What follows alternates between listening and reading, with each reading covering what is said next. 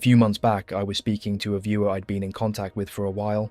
His great-grandfather had served in the SS Viking Division on the Eastern Front, survived the whole thing, the advance into Russia, the fighting retreat, all of it, and he ended up in a French prisoner of war camp in 1945. And this viewer told me something his great-grandfather had described that I genuinely could not stop thinking about. He said that while he was in that camp, this is late 1945 into 1946, men started coming through the barracks. French officers, sometimes Americans, going from prisoner to prisoner, talking quietly. And what they were offering was simple: sign a contract, join the French Foreign Legion, walk out of this camp. Germany is gone, your home is gone, there is nothing waiting for you. But there is this. And his great-grandfather stood there and genuinely thought about it. He said it was a split-second decision, because the men around him, men he'd fought alongside on the Eastern Front for years, were looking at each other and thinking, well, why not? Germany was rubble, their towns were gone, their families in many cases were dead or scattered. The war was over and there was nothing on the other side of the wire worth going back to, so some of them signed, and they walked out. He said he watched them go, and he said, and this is the part that really stayed with me, he said a lot of them looked relieved. Like the decision being made for them, even a decision that meant another war, another uniform, another jungle somewhere on the other side of the world, was better than the alternative of simply having nothing. He didn't go. He said he was finished. He'd been fighting since the early years of the Eastern Front, and there was simply nothing left in him. He went home eventually, rebuilt, moved back to Germany in the 60s. But he said, decades later, he started reading more into it, started finding out more about what those men who walked out of that camp had actually done. That they'd trained in North Africa, shipped to Saigon, and fought in Indochina, what we now call Vietnam, in one of the most brutal and forgotten colonial wars of the 20th century. That they'd died in jungle ambushes and limestone gorges and flooded valleys. That they'd been buried under false names or not buried at all. That Germany never officially recognized their service. That France never disclosed who they really were. That is the real story. And it starts in a prisoner of war camp in France in 1945, with a man deciding whether or not to walk out the gate. Germany surrendered on the 8th of May, 1945. Within weeks, approximately 7.6 million German and Austrian soldiers were in Allied custody across Europe. The French held somewhere between 750,000 and 1 million German prisoners in camps spread across France, North Africa, and their occupation zone in southwestern Germany. Many remained in French captivity well into 1946. The Germany they had left behind no longer existed. Hamburg, Dresden, Cologne, each a rubble field. A big thank you to Outskill for sponsoring today's video. Jensen Huang of NVIDIA believes AI is closing in on artificial general intelligence, and the gap between people who understand it and people who don't is widening fast, no matter your opinion on AI. It's a tool that is quickly being adopted everywhere. It's important to learn it. Outskill is a free AI education platform that has already reached over 10 million people across 100+ countries. Their 2-day live AI Mastermind runs this Saturday and Sunday, 10 in the morning to 7 in the evening Eastern Time. 16 hours, 10+ AI tools, workflow automation, no-code AI products, taught by practitioners from NVIDIA and Microsoft who have built through the AI boom. Their learners have shipped over 100 AI products and built real revenue models of $3,000 to $4,000. You walk away with bonuses worth $5,100, lifetime free access to a community of 5,000+ professionals, and just for registering, you get the AI Survival Hackbook immediately. 4.9 out of 5 on Trustpilot. First 1,000 people through the link in the description get in completely free. Or scan the QR code on screen now. Join their WhatsApp community for all updates. Follow the QR code on screen or the link below. Food was critically short across the Western occupation zones through 1946 and into 1947. Eastern German provinces had been absorbed into Poland. For a former soldier sitting behind wire in a French camp, there was a country on the other side of the fence in the loosest possible sense, a geographic area that had once been Germany. But there was no home, no work, and in many cases no family left to return to. The French Foreign Legion had existed since 1831, built on a single promise that had not changed in over a century. A man could enlist under an assumed name. His past would not be investigated. What mattered was the contract he signed and the battles he fought. The Legion called this the anonymat, the anonymity. It was not merely tolerance of concealment, it was institutional policy. The Legion asked what a man could do, not what he had been. France needed men urgently. Indochina, what is now Vietnam, Laos and Cambodia, had been a French colony since the 1880s. When Japan surrendered in August 1945, Ho Chi Minh declared Vietnamese independence 3 days later. The French returned to reclaim the colony and found a functioning nationalist government with an army behind it. By December 1946, the war was formally underway, and France was already running out of soldiers to fight it. The Legion's recruiters had a solution. French recruitment offices opened across the German territories under French occupation: Baden, Württemberg, Hohenzollern, Rhineland-Palatinate, the Saarland. Officers worked the prisoner of war camps. The offer was direct: a 5-year contract, a wage, a uniform, and the anonymate. Between 20,000 and 30,000 German prisoners enlisted in the immediate post-war period, many moving almost directly from internment into the Legion's training depot at Sidi Bel Abbès in northwestern Algeria. Over the 9 years of the Indochina War, historians estimate that approximately 50,000 Germans cycled through the theatre. They constituted between 40 and 60% of the Legion's total strength. Consider what that figure means in human terms. Of every 10 legionnaires fighting in Indochina at any given moment, 4 to 6 of them had grown up speaking German. Many had fought on the Eastern Front. They wore French uniforms, carried French weapons, and died under whatever name the recruiter had written down in Algeria. In many cases, that name was not the one their families were searching for. Heinz Kaiser was one of them. He had fought on the Eastern Front. Both his parents were dead. His home in Silesia had been absorbed into Poland when the post-war borders were redrawn. He joined the Legion and shipped to Indochina. His explanation, given years later to a Reuters journalist in a small town in southern Germany, was 8 words: "I came back from Russia and had nowhere else to go." Egon Pohl was 17 in 1949. He lied about his age at the recruitment office and signed the contract. He called it adventure and a new home. He survived the war. Many of the men who walked out of those prisoner of war camps with him did not. There is a third man worth naming here, not because he is documented in the same way Kaiser and Pohl are, but because his story represents dozens of others that are. Call him Georg, a composite name for a composite figure drawn from veteran accounts, which is worth stating plainly. Georg had served in an infantry division on the Eastern Front from 1941 to 1944, had been captured by the Americans in the final weeks of the war, and had ended up in a French camp by the administrative logic of the occupation zones.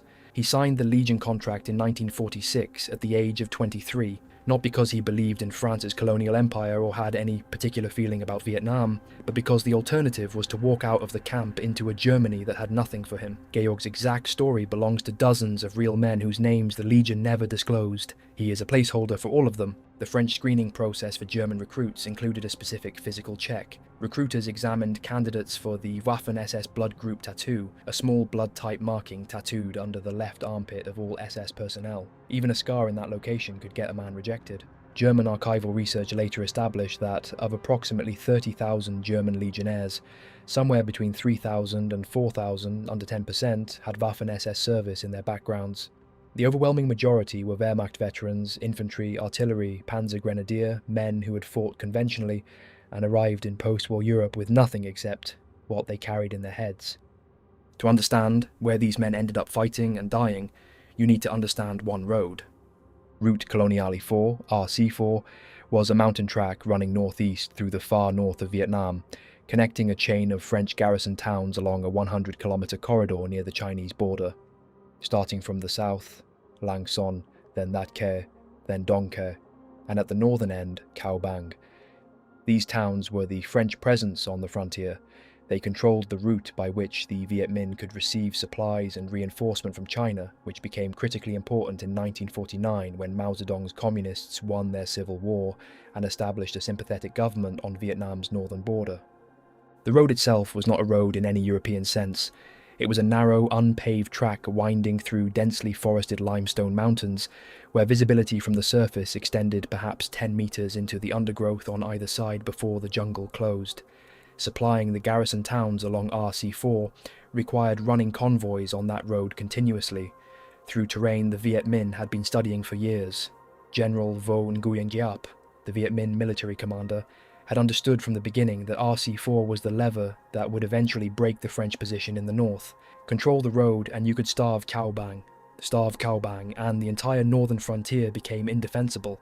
By 1950, Giap's army had grown to approximately 100,000 regular combatants in 70 battalions, with Chinese weapons, Chinese advisors, and Chinese training flowing south across the newly opened border. He had spent 3 years building toward the moment when he could strike at scale. That moment arrived in September 1950. The 1st Foreign Parachute Battalion and the 1st BEP, the Legion's elite airborne formation, had arrived in Indochina in November 1948. Its commanding officer was Major Pierre Segretin, a Legion officer of long service. His deputy was Captain Pierre Jean-Pierre, a man who had joined the Legion as a private in 1930, worked to commissioned rank over 2 decades, joined the French resistance during the German occupation, been captured and interned at Mauthausen concentration camp in Austria, survived, and volunteered for the parachute units when the war ended. The battalion's NCO backbone in 1950 was, by the demographics of Legion recruitment at that moment, heavily German and Austrian. These were men who had signed in 1945, 1946 and 1947, the peak years of German recruitment from the prisoner of war camps, sergeants and corporals who had spent years on the Eastern Front in the most violent ground combat in human history. They had survived Barbarossa, Stalingrad, the Long Retreat. They had arrived in Indochina and spent 2 years learning a completely different kind of war in terrain that made most of their European experience irrelevant. What transferred from the Eastern Front was not tactical knowledge.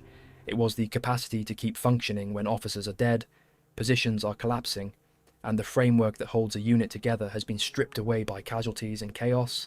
Among the early casualties of the 1st BEP in those first months on RC4 in late 1948, Legionnaire Neuhauser, killed in a contact near Dongke in December 1948 during a convoy protection operation. He is listed in the unit's early casualty records.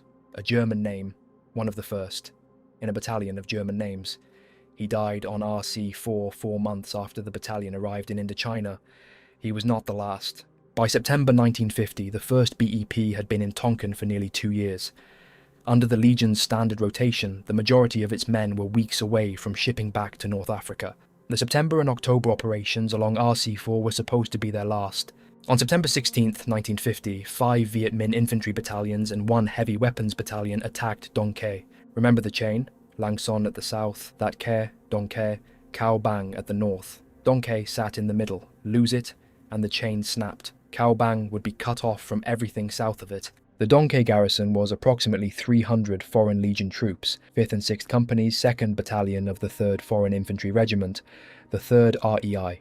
300 men against 5 Viet Minh battalions. The garrison held for 2 days of close fighting before the post was overrun on September 18th. Of the 300 defenders, 12 survivors escaped south through the jungle to That Ke. 140 legionnaires were taken prisoner, the rest were dead or missing.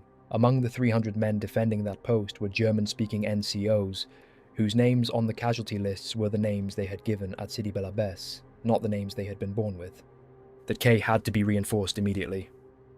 On September 17th and 18th, the 1st BEP parachuted in, 21 officers and 466 NCOs and legionnaires dropping into a post that was now the last French foothold on the northern stretch of RC4. Major Segretin landed with the first wave. The German sergeants and corporals who ran the sections of that battalion jumped with him.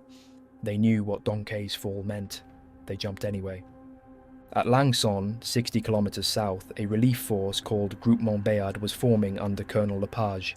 3,500 men including Moroccan light infantry, and the 1st BEP as its spearhead. Think of Groupement Béard as the rescue column. Its job was to drive north up RC4, retake Dong Ke, and hold it long enough for the Cao Bang garrison, 2,600 troops plus 500 civilians, to evacuate southward. From Cao Bang, Colonel Charton would lead his garrison south simultaneously. The 2 columns would link up, and the combined force would pull back to safety. The plan was sound in outline. What it could not account for was that Giap had known it was coming for weeks. Giap's intelligence networks penetrated the civilian population throughout the RC4 region at every level. He had positioned 3 full divisions, the 308th, 312th and 174th, and in the jungle on both sides of RC4 between Dong Ke and That Ke, with specific orders: let the French enter the defiles, then close the trap. 10 Viet Minh battalions surrounded Dong Ke itself with a full artillery regiment behind them. Lepage's 3,500 men were going to march into ground that 30,000 Viet Minh already occupied. On September 30th, Groupement Bayard moved north from that quay, with the Premier BEP leading. The German NCOs, who had spent 2 years learning to read this jungle, were at the front of that column, point sections probing ahead, the track pressing in on both sides. Within hours, Viet Minh units engaged from the high ground. The contact was not harassment. It was sustained fire from prepared positions the jungle had concealed for weeks. The column took casualties and kept pushing. It could not reach Dong Quai. The Viet Minh concentration around the town was simply too heavy. From the north, Sharton had left Cao Bang on October 1st. He had been ordered to destroy his heavy equipment before moving. He refused. Trucks, artillery, vehicles. He brought all of it. The weight slowed the column from the first hour. Viet Minh ambushes hit the road repeatedly. By October 5th, after 4 days of fighting through the jungle, Sharton's group had abandoned everything and linked up with Groupement Bayard in the hills around Dong Quai. The two columns had found each other. They were completely surrounded. The Coq Sa Gorge sat southwest of Dong Quai, a narrow limestone canyon cutting through the mountain terrain, the walls sheer and rising 20 to 30 meters above a floor perhaps 30 meters wide, at its broadest point. Jungle grew from every crack in the rock. The smell of the place was wet stone and rotting vegetation, and the specific dampness of a space where sun rarely reached the ground. The Viet Minh had occupied the high ground above the gorge before the battle began. Their mortar crews had spent days walking rounds across the canyon floor, dialing in firing solutions against a target they knew the French would eventually enter. When the French force was driven in, every crew above the rim already knew precisely where each shell would land. The combined French force entered the Coq Sa Gorge on October 6th. Several thousand men compressed into a corridor 30 meters wide, with limestone walls on both sides and Viet Minh divisions above them. The moment the columns moved into the canyon, fire opened from the rim. There was no shelter. Artillery and mortar rounds hitting the canyon walls sent fragments horizontally through a space where men had no room to disperse and nowhere to move that was not equally exposed. A man who went flat on the gorge floor was inside the fragmentation radius of every round that hit within 20 meters. Viet Minh infantry assaulted from both rims simultaneously, firing downward from elevated positions the French below could not effectively engage. Returning fire at that angle required standing and exposing yourself to fire from the opposite rim at the same moment. The geometry of the gorge made defense nearly impossible. Companies lost contact with adjacent companies within minutes of the trap closing. Battalions lost contact with each other. Officers moved along the column trying to hold units together in terrain where holding a unit together was a physical impossibility, and the officers were the most visible men in the formation, and the Viet Minh on the rim killed them for it. The 1st BEP fought through October 6th and into October 7th. The German and Austrian NCOs who commanded sections of that battalion had survived situations that resembled this, not in limestone gorges in tropical heat, but encirclements in burning Russian villages and collapsing defensive lines in the snow where the same dynamics applied. Loss of command contact, fire from multiple directions simultaneously, no clear route out. They had learned on the Eastern Front that a section whose NCO stopped making decisions was a section that died. They kept making decisions in the Coq Sa Gorge. They kept fire returning. They kept men oriented toward their positions when every instinct said to press against the canyon wall and stop moving. Georg, the composite figure introduced earlier, standing in for the dozens of German NCOs whose real names the Legion never disclosed, would have been doing exactly this work somewhere in the formation, moving along his section, checking positions, redirecting fire, making the decisions that kept 8 men functioning as a unit rather than 8 men trying to survive separately. His real counterparts are in the casualty lists under names they chose in Algeria. The men behind those names were German. Major Pierre Segretin was killed during the night of October 7th. He was at the front of his battalion when he died. The precise circumstances are not recorded in surviving documentation. He had commanded the 1st BEP since its constitution in 1948, had led it through 2 years of Tonkin operations, had jumped with the first wave into the K 12 days earlier. He died in a limestone gorge in northern Vietnam with most of his battalion destroyed around him. Captain Jean-Pierre took command of what remained. Between 23 and 29 men, sources give slightly different figures, the chaos of the gorge making precise accounting impossible. Of the 21 officers and 466 NCOs and legionnaires who had jumped into that quay on September 17th and 18th, the survivors numbered in the tens. The rest were dead, captured, or somewhere in the jungle on the canyon walls above. The wounded were not left behind. This detail appears in every account of the Coq Sa Gorge, and every historian who examined the engagement recorded it. At the southern end of the gorge, a 75-meter cliff of sheer limestone dropped to the terrain below. The men of the first BEP rigged evacuation lines from whatever was available, lengths of jungle vine, stripped equipment webbing, sections of signal cable, and went down the cliff face carrying their wounded on their backs. 75 meters of limestone in the dark, under fire, with a man strapped to you who could not use his own hands to grip the rock. The men making that descent had been fighting in the gorge for 2 days without sleep. Many had wounds of their own, they went down anyway. Martin Windrow, whose account of the Indochina War is the definitive English language study, recorded it without embellishment. Some 130 of the Legion parachute battalion out of the 500 that had jumped emerged from the breakthrough fight, having only escaped by clambering down lianas shrouding a 75-foot cliff with their wounded tied on their backs. A significant number of those 130 men were German.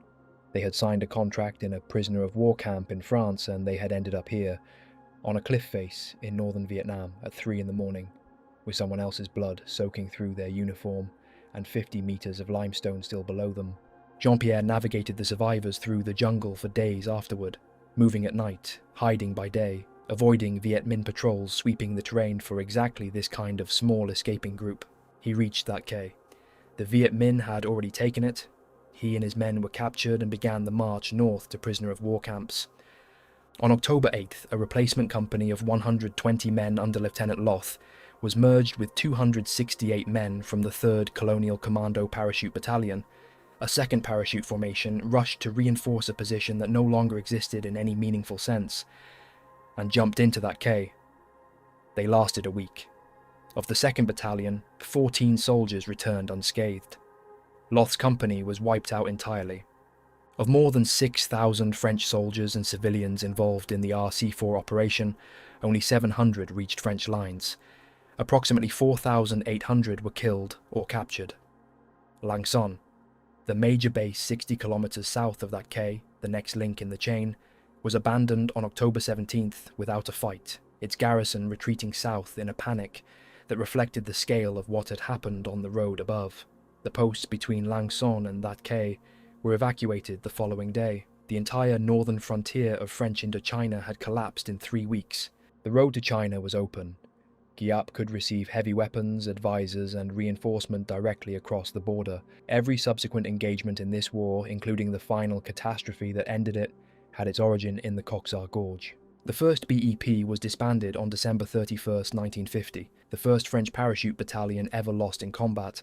The German and Austrian NCOs who died in that gorge, who were captured breaking out of it, whose bodies were left in it, they were listed in French records under whatever names they had given at enlistment. Legionnaire Neuhauser, killed on RC4 in December 1948, had been among the first BEP men to die in Indochina. The men who died in October 1950 filled the lists that followed his name. Their families in Germany received in many cases nothing at all. The first BEP was reconstituted on March 1st, 1951, its second formation rebuilt from the 48 survivors who reached Algeria and supplemented with new men. Jean-Pierre remained in Viet Minh captivity. He would stay there for 4 years. The new battalion shipped east and took its place on the line. It had the same name as the formation destroyed in the gorge. The German NCOs in its ranks were a new generation, men who had signed in 1948, 1949, 1950, slightly younger than the first wave, some with Eastern Front service and some without. The war from 1951 to 1953 was not the war of great battles, it was the war of the outposts. Isolated fortified positions scattered through the Tonkin Highlands, connected to the major towns by RC4 and its subsidiary tracks, each one a point of vulnerability the Viet Minh could attack or isolate or watch, until the garrison made a mistake. The positions had names that meant nothing outside the conflict: Tien Yen, Mon Khai, Gia Lo, a chain of posts across the northern highlands where legionnaires lived in sandbagged bunkers and ran patrols into jungle that gave back only what it chose to give. A patrol went out in the morning and came back at dusk, or it did not come back, and the men who returned had often seen nothing clearly enough to engage, only the sound of movement in the undergrowth, and then a shot from a position already vacated by the time the return fire was organised. For the German NCOs commanding sections in those posts, the outpost war had a specific texture that their Eastern Front experience had prepared them for in ways the French officer corps could not fully replicate. A sergeant responsible for 8 to 12 men in an isolated position supplied by convoy or airdrop, subject to probing attacks at night, required to maintain readiness around the clock in tropical heat, that degraded everything, weapons, food, men, had to know which routines kept a section combat effective, and which shortcuts created the conditions for the section to be overrun. The position might be a concrete blockhouse or a sandbagged hilltop or a former colonial building reinforced with whatever timber and earth the garrison had been able to gather before the Viet Minh cut the supply road. It was always undersupplied.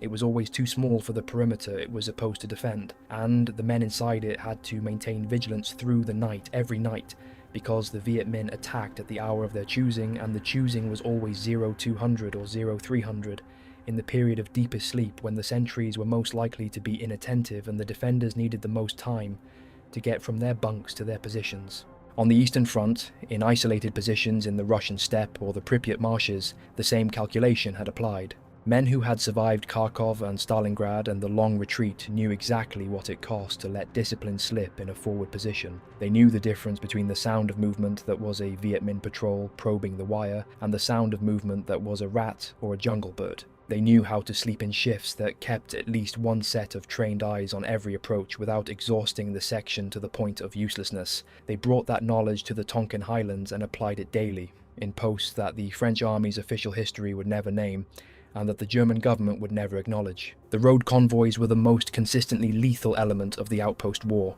Every isolated post had to be resupplied by truck along tracks the Viet Minh knew as well as the palms of their hands. A convoy running RC4 or its subsidiary roads was a column of vehicles moving at walking pace through terrain, where an ambush position could be established in an hour and sprung without warning from both sides of the track simultaneously. The Viet Minh needed only patience, cover, and a killing ground. A bend in the road, a culvert, a section of track flanked by high ground on both sides. They had all of these in abundance. The German NCOs who ran the security sections for those convoys, who positioned the flank guards and the point elements and the rear protection, did so with the knowledge of men who had been ambushed and had ambushed others, and understood precisely how the first 10 seconds of a contact determined whether the convoy survived or was destroyed. Wilhelm Rössler spent much of his service in the jungles of Laos, where the war was even more shapeless than in Tonkin, and the enemy even harder to locate. He described the Viet Minh in one sentence that applied to the entire outpost period: "We only really saw them when they wanted." French strategy in this period centered on holding the Red River Delta, the agricultural heartland of northern Vietnam around Hanoi and Haiphong, behind a defensive line constructed under General Jean de Lattre de Tassigny, who arrived in December 1950 to replace the discredited commander of the RC4 period. The de Lattre line was a chain of over 1,200 concrete fortified positions running across the delta approaches. When Giap tested it in January 1951 at Vinh Yen, 30 kilometers northwest of Hanoi, the French broke the assault at the cost of approximately 6,000 Viet Minh casualties, using artillery, air power, and napalm drops from B-26 bombers. Giap attacked again at Mao Kay in March and at the Day River in May, taking similar casualties each time. The line held. By mid-1951, the Viet Minh had lost approximately 10,000 men in 3 major offensive operations. Giap withdrew and reconsidered. De Lattre died of cancer in January 1952. The man who had briefly made the war seem winnable was 56 years old. His successors could hold the line he had built. They could not replicate the strategic confidence he had briefly established. In November 1952, the 1st BEP jumped near Phu Doan as part of Operation Lorraine, a large French armoured thrust designed to threaten Viet Minh supply lines and force Giap into open battle. The operation captured Viet Minh supplies. Giap declined to be drawn out. The French withdrew. The strategic situation was unchanged. The same month, the post at Nha San in the Son La Highlands demonstrated something important, though the French drew the wrong lesson from it. Nha San was a fortified hilltop position with an airstrip adequate for resupply, surrounded by terrain that prevented the Viet Minh from positioning heavy artillery on high ground that dominated the post. The garrison was 10,000 men, well supplied before the siege began. Between November 23rd and December 2nd, 1952, Giap committed 3 divisions in night assaults against the perimeter. The 1st BEP held its sector through 9 days of sustained attack, German NCOs directing section fire in the dark as Viet Minh infantry hit the wire in waves. The attacks were repelled. The Viet Minh fell back with heavy casualties against a garrison that had not yet been worn down by siege conditions. Nha San worked. The French celebrated it as proof that the fortified camp concept was viable. They were right that Nha San had worked. They drew the wrong conclusion about why. Nha San worked because of 3 specific conditions: terrain that prevented Viet Minh artillery from dominating the position, an adequate airstrip for continuous resupply, and a garrison that was properly armed and fed before the fighting began. When the French chose their next fortified camp, they selected a remote valley where none of those conditions applied. They named it Dien Bien Phu. The valley of Dien Bien Phu sat in the highlands of northwestern Tonkin, 300 kilometers west of Hanoi, near the border with Laos. It was 12.5 kilometers long and 6 kilometers wide, surrounded on all sides by jungle-covered ridges rising several hundred meters above the valley floor. An old Japanese airstrip ran along its axis. In November 1953, General Henri Navarre selected it for the new fortified camp. The concept was the same as Nha San, a garrisoned valley accessible only by air, strong enough to resist assault, designed to force Giap into attacking on French terms. The garrison would name its strong points after women: Beatrice, Gabrielle, Anne-Marie, Dominique, Huguette, Claudine, Eliane, arranged around the valley in a defensive perimeter. The airstrip would sustain resupply indefinitely. When Giap attacked, French artillery and air power would destroy his forces in the open. The decisive battle France had been trying to provoke for 7 years would finally come to them. Giap had approximately 4 months before the French position would be ready. He spent those 4 months solving the problem the French assumed was unsolvable. The ridges surrounding the valley were near vertical, covered in jungle so dense that French aerial reconnaissance could not penetrate the canopy. There were no roads to the ridgelines. Moving heavy artillery through that terrain was, according to French military doctrine, impossible. Giap decided the doctrine was wrong.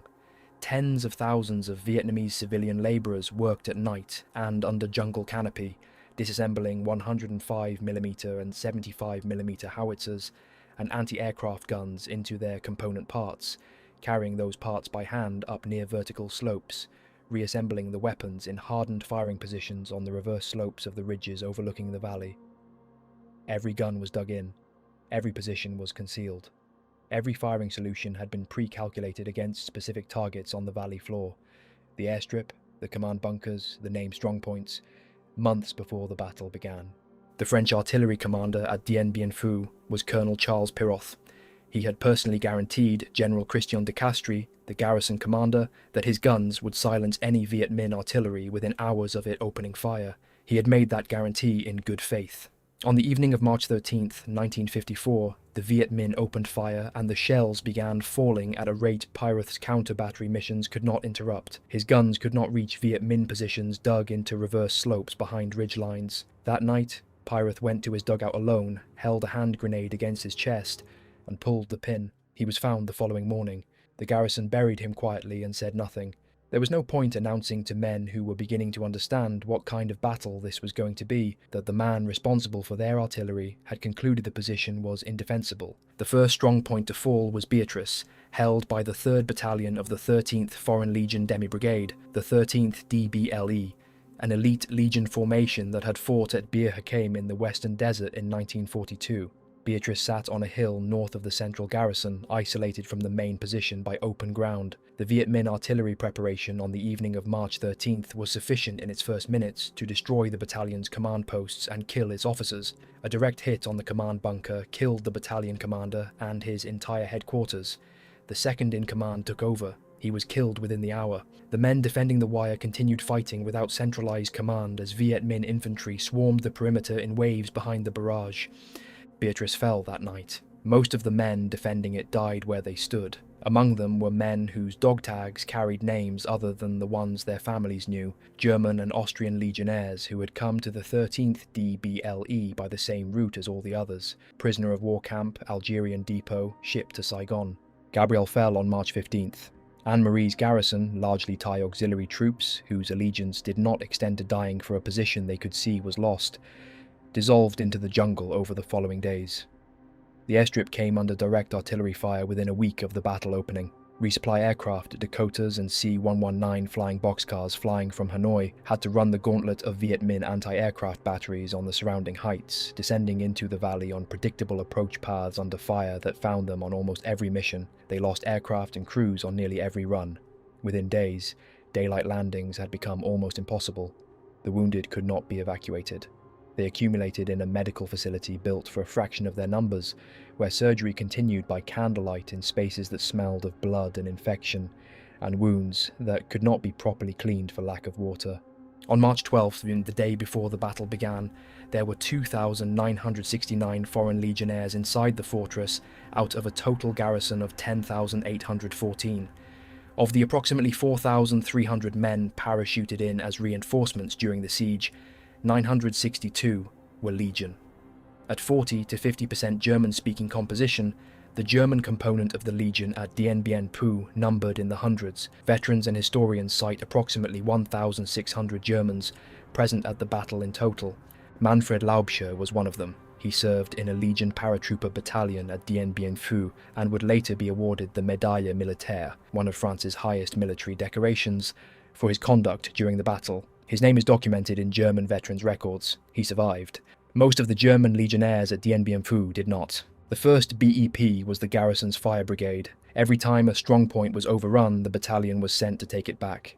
This meant night counterattacks, moving in the dark across ground that Viet Minh mortar crews had pre-registered, crossing open terrain toward positions where the enemy was alert and waiting with ammunition unspent. An officer in the 1st BEP described leading a platoon of 30 men into one of those counterattacks on a lost trench line and returning with 11. The position was retaken. It was lost again 2 nights later. The 1st BEP went back. Picture what that counterattack looked like in practice. 30 men assembling in the dark at the edge of a shell-cratered field. A trench line 200 meters away that had been held by French forces that morning and was now held by Viet Minh infantry who had spent hours consolidating their position. The German NCOs who led the sections of that platoon did the same work they had done in Russia and Ukraine. They got the men oriented, they issued the fire orders, they started the line moving across open ground that offered nothing to shelter behind. The mortar rounds that found the platoon came from crews who had registered this exact ground before the battle began. 19 men did not make it back. 11 did. The 11 who returned had reached the trench, cleared it at close range, and held it until the order came to withdraw, or until the Viet Minh hit them again from the flanks. This was the rhythm of Dien Bien Phu for the 1st BEP throughout March, April, and into May. Counterattack, take casualties, consolidate, lose the position again, counterattack again. The battalion was destroying itself by degrees in a siege that offered no mechanism for recovery. Wounded men accumulated because the evacuation flights had almost entirely stopped. Replacements were parachuted in directly over the besieged valley, men stepping out of aircraft over a drop zone under artillery fire, knowing before they jumped what was waiting on the ground. Some of those men who jumped to reinforce the garrison were German legionnaires volunteering for a position they understood was almost certainly going to fall. Among the German NCOs noted by French officers for their conduct in the counterattacks and the fighting around the strongpoints, the quality that appeared consistently in accounts was not recklessness. It was the specific steadiness of men who had been in collapsing situations before and had developed the capacity to continue functioning in them. On the Eastern Front, a sergeant who lost his ability to make decisions when the position was clearly lost was a sergeant whose section died. The men who survived the Eastern Front had learned to operate past that threshold. Dien Bien Phu put them past it again, in different terrain, with different weapons, against a different enemy. But the requirement was identical: keep making decisions, keep the unit oriented, keep men moving, when every instinct says to stay still. Giap's approach trenches pushed toward the French perimeter night by night throughout April.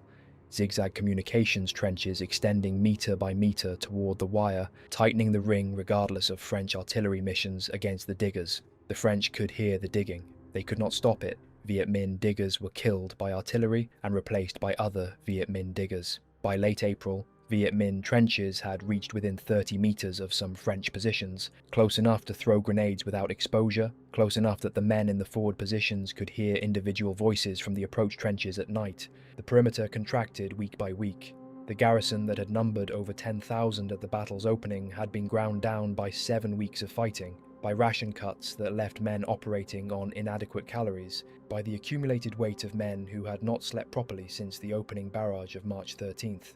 On the night of May 6th and into the morning of May 7th, the Viet Minh launched the final assault. Eliane fell, Claudine fell. The remaining strongpoints were overrun in sequence. De Castries, in his command bunker with no defensive perimeter remaining, ordered a ceasefire. At 17:30 on May 7th, 1954, Dien Bien Phu fell. Approximately 2,300 French Union soldiers had died inside the valley. Around 10,000 went into captivity. The prisoners were marched on foot to camps in the north, 600 kilometers through highland terrain, 40 days in the rainy season. Thousands died on that march. More died in the camps from malaria, dysentery, and starvation. Of approximately 10,000 men who went into captivity, fewer than half were repatriated after the Geneva Accords of July 1954. The first BEP, 575 killed and missing. The battalion had been destroyed for the second time in 4 years. The German legionnaires who died in the valley, who died on the march, who died in the camps, they left nothing behind that any institution would claim. The Federal Republic of Germany did not recognize Foreign Legion service. The French Foreign Legion did not disclose the nationalities of its dead. The men buried under assumed names stayed buried under those names. German archives list thousands of former legionnaires as died for France, a designation that produced, in documented cases, requests from families for its removal. Their sons had not died for France. They had died for whatever had walked them out of a prisoner of war camp in 1945 or 1946 and put them on a ship to Asia. Not all of them stayed on the French side. Of the 30,000 to 35,000 German legionnaires who served, approximately 1,400 deserted and crossed to the Viet Minh during the course of the war. 3 of those men are documented in enough detail to name. Rudi Schroeder had been a German Communist Party member since 1932. He fled Germany when Hitler came to power, studied at the Sorbonne under Raymond Aron, and joined the Foreign Legion in 1939, hoping to fight against Nazi Germany. The Legion shipped him to Indochina. In the years before the Japanese occupation, he formed a clandestine communist cell within his unit, made contact with Viet Minh representatives, and defected. He took the Vietnamese alias Le Duc Nan, the Loyal One, and became a Viet Minh intelligence officer. He was useful to the movement until 1950, when Chinese advisors arrived in large numbers and made European defectors redundant. He was demoted and eventually returned to West Germany, where he died without prosecution. Ernst Frey was Austrian, Jewish by birth, a communist exile who had joined the Legion in 1940. The Viet Minh gave him troop command. He led fighters and trained others under the Vietnamese alias Nguyen Dan. After the war, he returned to Austria, became involved in the Austrian Green Party, and died in 1994. Erwin Borchers, alias Chien Si, the fighter, married a Vietnamese woman and stayed in the country until 1966. He returned to Europe, worked for Radio Berlin International, defected to West Berlin in 1981, and died there in 1985. For the East German government, the German legionnaires in Indochina represented a propaganda asset. On February 20th, 1950, FDJ chairman Erich Honecker broadcast an appeal to German soldiers in the Legion. Their continued service was incompatible with the honour of their nation, and those who deserted and returned to the GDR would receive amnesty and employment. The Stasi monitored all returnees permanently, mail opened, contacts logged, monthly reports on their social and political conduct. The men welcomed home as heroes of the anti-colonial cause found themselves under perpetual surveillance in the country that had celebrated their defection. The Geneva Accords of July 21, 1954, partitioned Vietnam at the 17th parallel. France withdrew. The Legion redeployed to Algeria, where a war that would define its next decade had begun the previous November. The Indochina War had cost France approximately 75,000 dead. The Legion's share, 10,283 killed, 309 officers, 1,082 NCOs, 9,092 legionnaires. It was the Legion's heaviest loss in any conflict in its history, exceeding even the First World War. The German dead in that total have never been formally accounted for. The Legion does not disclose nationalities. That was the deal. Manfred Laubscher, who had won the Medaille Militaire in that valley, came home. Rudolf Schneider, who won the same decoration as a sergeant in a Vietnamese infantry unit, came home. Wolfgang Flüeger, who joined in 1954 and served in the final phase of the war, came home. All 3 returned to a Germany that had nothing official to say about where they had been or what they had done. Flüeger put it plainly. We're treated like emperors when we go to France, but in Germany people of our generation still think we're hoodlums. More than 40 veterans associations for former German legionnaires existed in Germany in the decades after the war, men meeting in small towns, men who had been to Tonkin and Laos and the Mekong Delta, who knew the names of posts that appeared on no map France was maintaining, sitting in rooms in Mannheim and Weinheim and elsewhere and talking about a war that neither country had any interest in remembering officially. Pierre Jean-Pierre, who had led 23 men out of the Coxa Gorge, who had spent 4 years in Viet Minh captivity, who had reconstituted the first BEP twice and transformed it into the first REP in Algeria, was killed on May 29, 1958. He was in an Alouette 2 helicopter making low passes under fire over a mountain ridge in the Guelma region of Algeria during Operation Toro 3. A burst of automatic weapons fire cut the fuel line. The aircraft struck a rock and flipped onto its side. His men pulled him from the wreckage. The medic confirmed his death. The camp of the first REP was named after him the following year. He had been in continuous combat, or captivity, or preparing men for combat for the entirety of the decade between 1948 and 1958. The viewer's great-grandfather, who stood in that prisoner of war camp in France in 1945, watched the men walk out the gate and chose not to go. He made the right decision for himself. He had nothing left for another war. He went home, rebuilt a life, moved back to Germany in the 60s, and eventually started reading about what had happened to the men who made the other decision. They became legionnaires. They trained in Algeria. They sailed to Saigon. They ran convoys on RC-4 and held outposts in the Tonkin Highlands and went down a limestone cliff face in the dark with wounded men strapped to their backs.